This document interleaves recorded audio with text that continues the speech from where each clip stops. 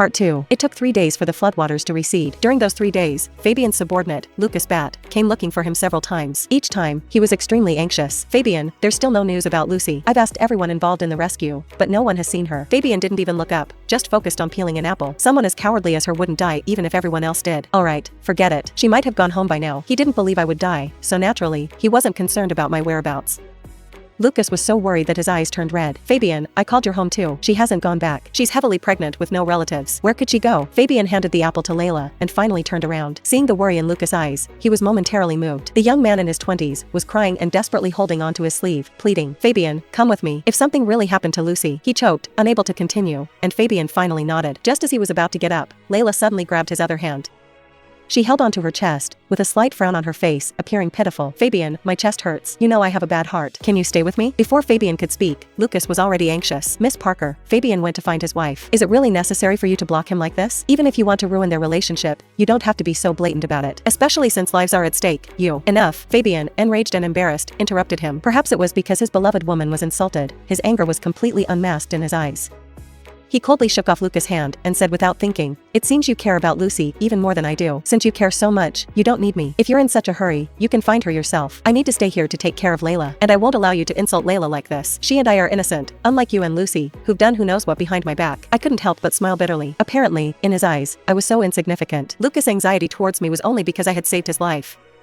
Back when we were newlyweds, I would carefully prepare various dishes at home every day and then happily deliver them to Fabian. Although he always just took them indifferently, putting them aside without eating, I still enjoyed doing it. That day, I was delivering food as usual when I saw Lucas arguing with someone at the door. I curiously leaned over and listened for a while before realizing that Lucas had seen someone stealing and had intervened, only to be surrounded by the crowd. The crowd was too fierce.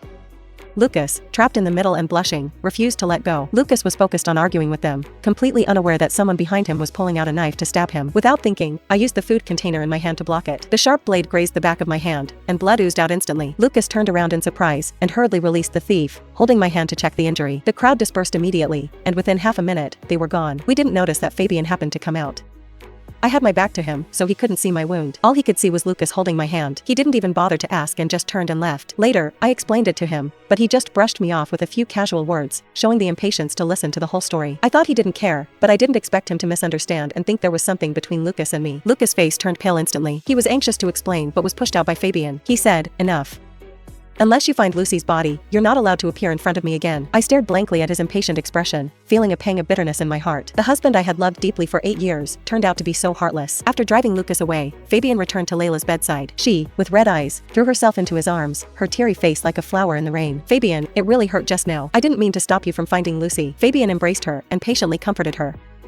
I know. You don't need to feel guilty. Lucy has many relatives and friends, so naturally, someone will look for her. But you are alone. I will stay with you and talk about it when you're better. Seeing their affectionate display, I felt my heart ache unbearably. Such deep affection seemed out of place if I were still alive. It turned out, in love, the unloved one was the most pitiful. 2 days later, my body was discovered. I looked pained, with numerous wounds on my body, looking utterly tragic. When my mother-in-law came to identify the body, she fainted upon seeing my tragic state. My mother-in-law and I had always had a good relationship. She and my mother were best friends while she was still alive, and after I married into the family, she tried to make up for Fabian's indifference by showering me with love. We had originally planned to go to Hokkaido to see the snow when the weather turned cold, but now, we are separated by death. After waking up, she trembled as she called Fabian, but he ruthlessly hung up. Probably thinking his mother was trying to force him to return and accompany me, he finally turned off his phone. Lucas also rushed over upon hearing the news. This ma sank to the floor in front of me, crying out loud. He grasped my pale hand, regretting deeply, and beating his chest. Lucy, I've always wanted to persuade you to get a divorce, but I was afraid you might misunderstand, so I didn't dare to speak up. Now I regret it so much. If I had persuaded you to leave Fabian back then, would you still be alive? I sighed and shook my head. I had thought about getting a divorce before, but I always hoped that if I persisted a little longer, maybe Fabian would look at me a bit more. The intensity of this infatuation could not be swayed by mere words from others. My mother-in-law, forcing herself to handle the paperwork, took the death certificate and hurried to the hospital with Lucas. When they arrived at the ward, Fabian was patiently feeding Layla spoonfuls of oatmeal. My mother-in-law, with tears in her eyes, stepped forward and knocked the bowl out of his hands. Her whole body was trembling uncontrollably, and her voice was filled with a strong cry. Fabian, are you even human? Lucy died so tragically, and you're here taking care of another woman. The scalding oatmeal spilled all over him, and Fabian stood up expressionlessly, calmly wiping himself with a tissue.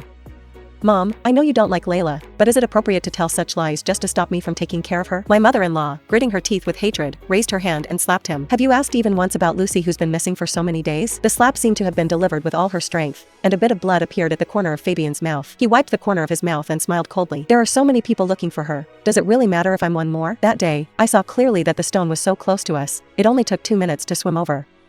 She swam so far in the sea back then, how could she have possibly died?